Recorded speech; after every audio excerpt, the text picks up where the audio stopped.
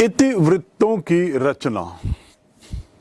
पूर्व में जैसा आपको बताया गया है, जैसा पहले आपको बताया गया कि मुगल सम्राटों द्वारा ये जो इतिवृत्त तैयार किए गए थे, ये इतिवृत्त हमें तत्कालीन समाज, तत्कालीन शासन, तत्कालीन राजनीतिक व्यवस्था, प्रशासनिक व्यवस्था, इसके पुनर्निर्माण में हमें बहुत महत्वपूर्ण योगदान देते हैं। ये बड़े उल्लेखनीय हैं।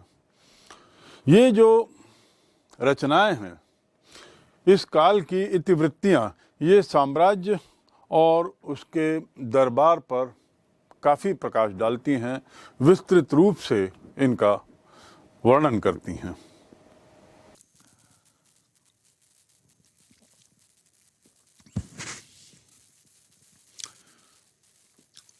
इतिवृत्तों के उद्देश्य की यदि हम बात करें तो मुख्य रूप से जो इतिहासकार हैं, उन लोगों ने इतिवृत्तों को लिखने के कुछ खास कारण बताए हैं कि आखिर क्यों लिखे जाते थे।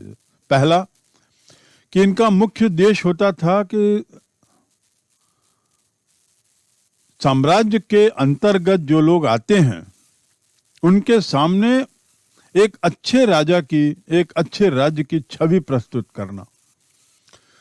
तो इसलिए ये बड़े महत्वपूर्ण होते थे कि राजाओं के शासन के बारे में, राजाओं के अपने प्रशासन के बारे में सामान्य जनता तक जानकारी देना और उन्हें एक प्रबुद्ध बनाना, उन्हें शासन के पक्ष में करना, ये एक उद्देश्य होता था। दूसरा, मुगल शासन का विरोध करने वालों को ये चेतावनी दे देना इन इतिवृत्तों के माध्यम से कि सामान्य के जो साम्राज्य की शक्ति के सामने उन सभी का विरोध निश्चित रूप से असफल रहेगा। अपनी लेखनी के द्वारा ये इतिवृत्त इतिहासकार, इतिवृत्त लिखने वाले रचनाकार, ये लोग ये बात बताने की कोशिश करते थे विरोधियों को कि संभल जाएं, विरोध ना करें, विरोध करने की चेष्टा ही ना करें, क्योंकि विरोध आप लोगों का असफल होगा और कुचल दिया जाएगा। ये मैसेज देना भी इसका उद्देश्य होता था। और तीसरा उद्देश्य, भावी पीढ़ियों को शासन का विवरण उपलब्ध कराना, आने वाले लोगों को तत्कालीन शासन के बारे में, तत्कालीन शासन व्यवस्था के बारे में, तत्कालीन शासकों के बारे में विवरण उपलब्ध कराने के उद्देश्य से भी ये इतिवृत्त लिखे जाते रहे होंगे। इनके आखिर विषय क्या थे? उद्देश्यों को जानने के बाद इसमें मूल रूप से क्या रहता था? चूंकि पहला बिंदु जो मैंने बताया कि ये शासकों के संरक्षण में, शासकों के प्रशासन की प्रशंसा में लिखे जाते थे, इसलिए स्वाभाविक रूप से शासक पर केंद्रित घटनाएं, शासक का परिवार, शासक का दरबार और अभिजात वर्ग के लोग, युद्ध और प्रशासनिक व्यवस्थाएं, ये इन इतिवृत्तों के मुख्य रूप से केंद्रीय विषय हुआ करते थे। यानी शासक और उसका प्रशासन, इस पर यह केंद्रित रहती थी। अकबर, शाहजहां और औरंगजेब की जीवन कथाएं, जिन पर लिखा गया है अकबरनामा, शाहजहां नामा और हाँ आलमगीर नामा, औरंगजेब को आलमगीर कहते थे। तो ये जो शीर्षक ही दिए गए हैं, इसी से स्पष्ट होता है कि इनके लोगों की नजर में बादशाह का इतिहास ही साम्राज्य का इतिहास है, बादशाह का इतिहास ही दरबार का इतिहास है, और बादशाह का इतिहास लिखना मतलब बादशाह की प्रशंसा में ही, बादशाह के निर्देशन में ही लिखना है। तो कुल मिलाकर तत्कालीन बादशाहों के इतिहास को इसमें केंद्रित स्थान दिया गया है।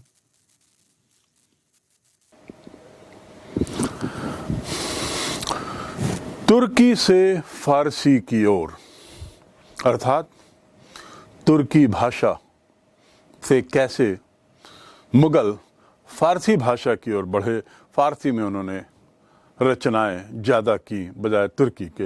यदि हम इसकी बात करें तो अधिकतर इतिवृत्ति, बल्कि लगभग सभी वृत्ति फारसी में लिखे गए।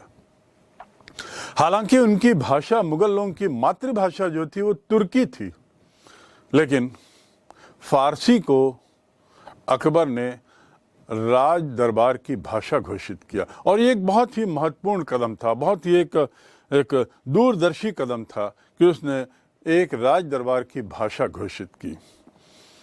वास्तव में इस काल में जितने भी ग्रंथ लिखे गए, जितनी भी इतिवृत्तियां लिखी गईं, उसमें बाबर ही अकेला ऐसा है जिसने तुर्की भाषा में अपनी बयां लिखी है, लेकिन बाकी सब फारसी में हैं। और फारसी राज दरबार की भाषा बनने के बाद ये कहा जा सकता है कि शुरू में फारसी जो थी वो शाही परिवार की भाषा थी, फारसी जो थी वो दरबार की भाषा थी, फारसी जो थी वो एक प्रशासन की भाषा थी। लेकिन समय के साथ साथ फारसी की गहराई, फारसी की जड़ें फैलती गईं। यदि फारसी राज दरबार की भाषा बनी और सारे कार्य फारसी भाषा में किए जाने लगे, तो यह आवश्यक हो गया था कि उस समय के लेखाकार, लिपिक और अन्य लोग भी इस भाषा को की न केवल जानकारी रखें, बल्कि इस भाषा में पारंगत हों। तभी तो वे तत्कालीन प्रशासन में कार्य कर सकते थे। तो हम कह सकते हैं कि फारसी भाषा उस समय एक सबसे महत्वपूर्ण भाषा बन चली थी। जहाँ तक क्षेत्रीय राज दरबारों की बात करें, तो कि जैसा मैंने बताया कि बहुत बड़ा साम्राज्य था, तो क्षेत्रीय प्रभाव क्षेत्रीय दरबार में तो रहता ही था। तो उन क्षेत्रीय राज दरबारों में भी फारसी भाषा का प्रभाव पड़ने लगा था। यहाँ तक कि जो ऐसी भाषाएं जैसे मराठी, तमिल और साथ ही साथ राजस्थानी, इन भाषाओं में जो शासकीय कार्य होते थे उन क्षेत्रों में, उन कार्यों में भी ऐसा देखा गया कि फारसी के मुहावरे या फारसी भाषा के कुछ शब्द, फारसी लेखन की कुछ बातें उस पर स्पष्ट, इन भाषाओं में भी स्पष्ट परिलक्षित होने लगी। फारसी शब्दावली भी धीरे धीरे इन राजस्थानी, मराठी और तमिल भाषा में अपना स्थान पाने लगी। और एक इस बात का भी ये परिचायक है कि कैसे ये सब एक व्यापक सहयोग का उदाहरण बन सकते हैं। किस तरीके से फारसी ने सहयोग की भावना, एक दूसरे को बेहतर समझने की भावना को भी प्रेरित किया। किसी न किसी रूप में फारसी अब सब जगह पहुंच चुकी थी और ऐसा लग रहा था कि वह राज की दरबार की भाषा से निकलकर अब वो अंदरूनी इलाकों में जाने लगी है, क्योंकि जो निम्न स्तर के, नीचे श्रेणी के जो प्रशासन में कार्य करने वाले लिपिक आदि लोग थे, उन्हें फारसी जानना जरूरी हो गया था, फारसी समझना आवश्यक हो गया था। हमें ये ख्याल रखना चाहिए कि जिस काल की हम बात कर रहे हैं उस काल में फारसी का भी भारतीकरण होने लगा था। यानी फारसी भाषा जो थी वो भी भारतीकरण की ओर हो रही थी। और इसके बाद साथ ही साथ इसका एक कारण ये भी रहा होगा कि 16वीं 17वीं शताब्दी में फारसी का प्रयोग करने वाले लोग उपमहाद्वीप के भिन्न भिन्न क्षेत्रों से भारत आए थे, ये अलग अलग जगह से पहुंचे थे। और इसलिए पूरी संभावना है कि फारसी का भारतीकरण एक उस समय की नैसर्गिक प्रक्रिया बन चुकी थी। इनके द्वारा अन्य भारतीय भाषाओं का भी प्रयोग किया जाने लगा। फलस्वरूप फारसी भाषा में हम देखते हैं कि कई स्थानीय मुहावरे, स्थानीय शब्द, लोकोक्तियां, इनको स्थान मिल गया और इनका प्रवेश होने से भारतीयकरण की जो प्रक्रिया थी फारसी की, वह सरल होती चली गई। फारसी और हिंदी के एक दूसरे से संपर्क से एक नई भाषा का जन्म हुआ जिसे हम उर्दू कहते हैं। तो इस प्रकार उर्दू फारसी और हिंदी भाषा के एक दूसरे से परस्पर लंबे समय तक के संबंधों का परिणाम है। अकबर के काल में इस भाषा का खास विकास हुआ। आईने अकबरी के अनुसार तो अकबर के राज दरबार में उच्च कोटि के टोटल 59 कवि थे, 59, जिनमें से 50 ने फारसी भाषा में काफी लिखा था। यानी मूल रूप से अकबर के काल में भी फारसी भाषा में लिखने वाले लोगों की संख्या बहुत थी।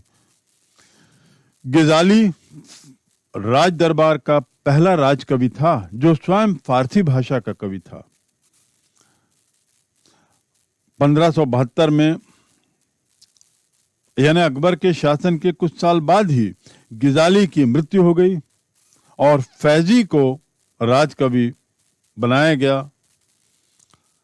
अकबर के काल में फारसी गद्य के क्षेत्र में बहुत सारे ग्रंथ लिखे गए, बहुत सारी पुस्तकें लिखी गई और ये सब फारसी में थी। और इसी में सबसे ज्यादा प्रसिद्ध ग्रंथ तो है जो आपको मालूम है और मैंने पहले जिक्र किया है, अकबरनामा, जिसको लिखा अबुल फजल ने, जिसके कई भाग हैं, जिसका एक भाग कहलाता है आईने अकबरी।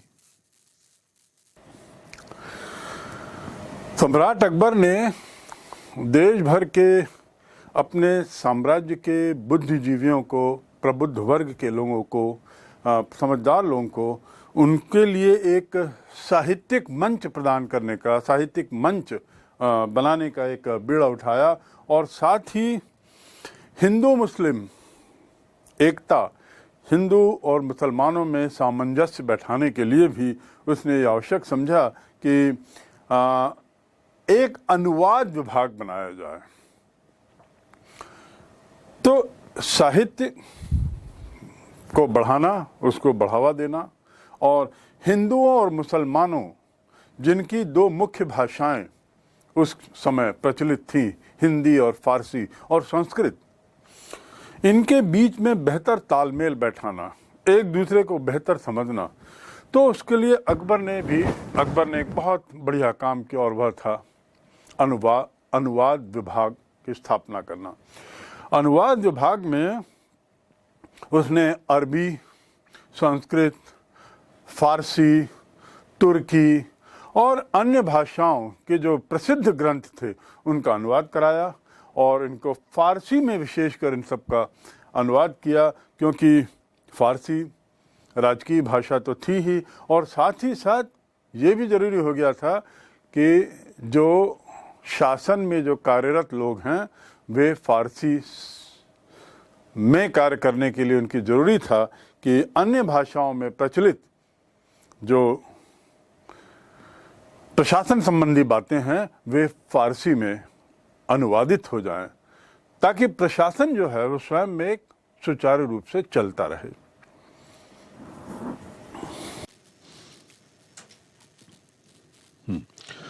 इसी विभाग के संरक्षण में मुकम्मल खान ने ज्योतिष का बहुत प्रसिद्ध ग्रंथ तजक और पाइंदा खान और अब्दुल रहीम खान खाना ने तुजुक ए बाबरी का फारसी में अनुवाद किया।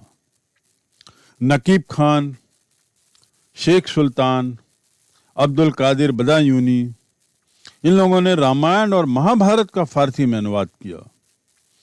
महाभारत के फारसी अनुवाद का नाम इन्होंने रज़्मनामा रखा, यानी युद्धों की पुस्तक। कई अनेक अन्य जो संस्कृत ग्रंथों का भी फारसी में अनुवाद हुआ। स्वयं अबुल फजल ने तो पंचतंत्र का अनवर ए साहिली के नाम से फारसी में अनुवाद किया। अकबरनामा जैसे मुगल ऐतिहासिक इतिवृत्त भी फारसी में अनुवादित थे। फारसी में लिखे गए थे।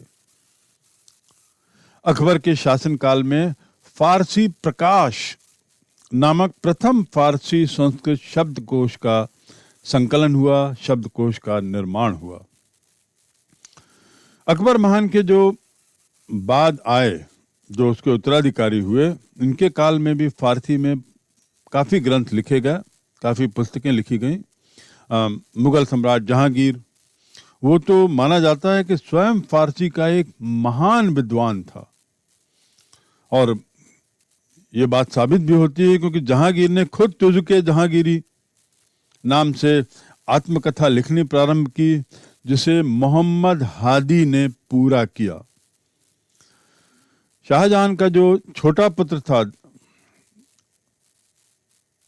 दारा शिको, उसने भी फारसी में अनेक ग्रंथ लिखे, और सबसे महत्वपूर्ण रचना जो उसकी थी उसका नाम है मज़्म उल बहरीन, दारा शिको के द्वारा रचित पुस्तक।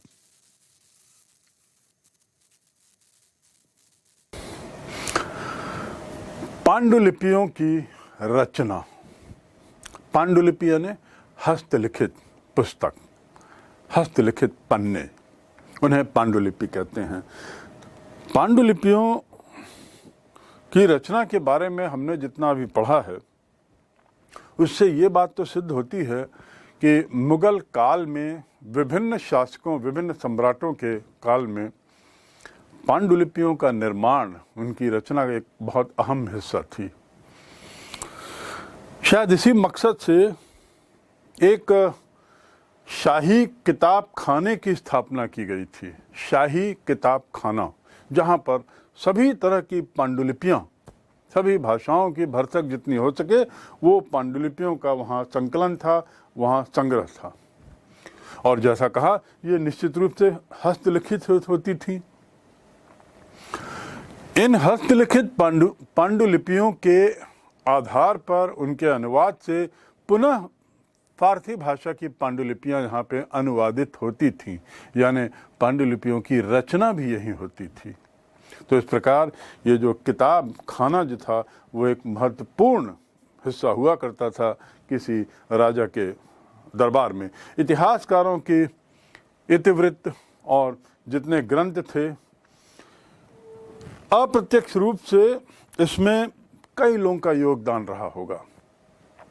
एक जब पांडुलिपि बनती है तो उसको कंसीव करना, उस योजना को सोचना कि ये किस चीज़ की पांडुलिपि होगी। यहाँ से यदि हम बात करें तो कुछ प्रबुद्ध वर्ग के लोग रहे होंगे जो निश्चित रूप से अपने विचारों को लेखनी के रूप में लिखते होंगे। उसके बाद ही उसके पन्ने तैयार करने के लिए कुछ लोग लगे रहते होंगे, क्योंकि पांडुलिपियों के जो पन्ने होते हैं या होते थे वो एक विशिष्ट तरीके से बनाए जाते थे, विशिष्ट तरीके से तैयार होते थे। तो कागज बनाने वाले लोग, उनका भी सहयोग अपरिहार्य रहा होगा, और वे लोग भी निश्चित रूप से बहुत कुशल, पारंगत रहे होंगे अपने कार्य में। इसके साथ ही सुलेखक, जिनका कार्य था अच्छी लेखनी में, सुगठित लेखनी में विचारों को लिखना, दिए गए विचारों को लिखना। तो इस प्रकार सुलेखकों का भी बहुत अहम योगदान इस कार्य में हुआ करता था, और पांडुलिपियों में इनकी कलम एक बहुत आवश्यक अंग थी। इनका काम अपने स्वयं विचार तो लिखना नहीं था, सो यह बात आवश्यक थी कि उन्हें नकल उतारनी होती थी। राजाओं द्वारा या विभिन्न दस्तावेजों में दिए गए आदेश या अन्य जो फरमान वगैरह हुआ करते थे, इनकी नकल उतारना यह भी स्वयं में एक बहुत महत्वपूर्ण कला है। तो इस प्रकार इन सुलेखकों का, इन लेखों का पाठों को ठीक तरीके से लिखना, यह भी एक बहुत अहम कार्य हुआ करता था। अब आते हैं हम चित्रकारों पर। चित्रकार संभवतः पांडुलिपि लेखन के सबसे महत्वपूर्ण अंग रहे होंगे, क्योंकि इसको तैयार करने में चित्रकारों को बड़ी मशक्क़त करनी पड़ती थी। यदि हम बात करें कि जो नकल तैयार करने के बाद जो पन्ने हुआ करते थे उनको चमकाना पड़ता था, तो चमकाने के लिए भी एक अलग तरीके के कौशल की आवश्यकता होती थी, और जो लोग इस कार्य में दक्ष थे उन्हें पोस्तकार कहते थे, जिनका कार्य होता था पन्नों को चमकाना, उसमें जो भी दर्जित है वे चमकते हुए दिखें। तो ये पोस्तकारों का भी एक बहुत अहम योगदान हुआ करता था। साथ ही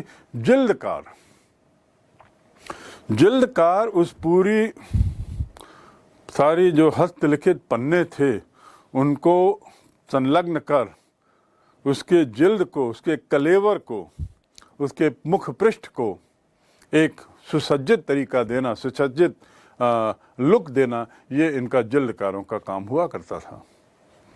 तो इस प्रकार हम देखते हैं कि इसमें, इस पांडुलिपियों की रचना में अनेक श्रेणियों का, अनेक तरह के लोगों का योगदान हुआ करता था।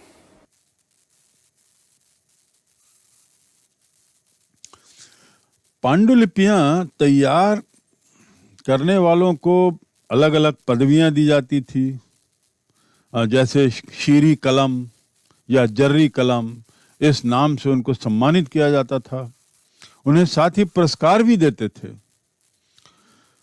समाज में भी उन्हें बहुत ऊंची प्रतिष्ठा मिली होती थी, क्योंकि आखिर वे लोग पांडुलिपियां लिख रहे हैं। साथ ही कागज बनाने वाले और जिल्द साज जो इस पांडुलिपि रचना की धुरी होते थे, वे एक तरीके से गुमनाम ही रहते थे। निश्चित रूप से गुमनाम ही थे, क्योंकि इनके बारे में कोई विशेष चर्चा नहीं है। लिखने के लिए 5 से 10 मिलीमीटर की सरकंडे की नोक वाली कलम का उपयोग किया जाता था। इसे स्याही में डुबोकर लिखा जाता था, और कश्मीर के मोहम्मद हुसैन, जिनकी 1605 में मृत्यु हुई, बहुत कम उम्र में, उनको उनके बहुत सुंदर लेखन के लिए जरीन कलम यानी सोने की कलम की उपाधि दी गई थी। तत्कालीन समाज में या तत्कालीन पांडुलिपि लेखन में 8 तरह की लेखन शैलियां चलती थी। 8 तरह की लेखन शैली का अर्थ वही है, जैसे कि आज के कंप्यूटर में हम बात करते हैं तो फॉन्ट, अलग अलग स्टाइल, तो 8 तरह की स्टाइलें चलती थी, जिसमें अकबर को नस्तलीक शैली सबसे ज्यादा पसंद थी। तो उस शैली का क्या नाम था? नस्तलीक शैली।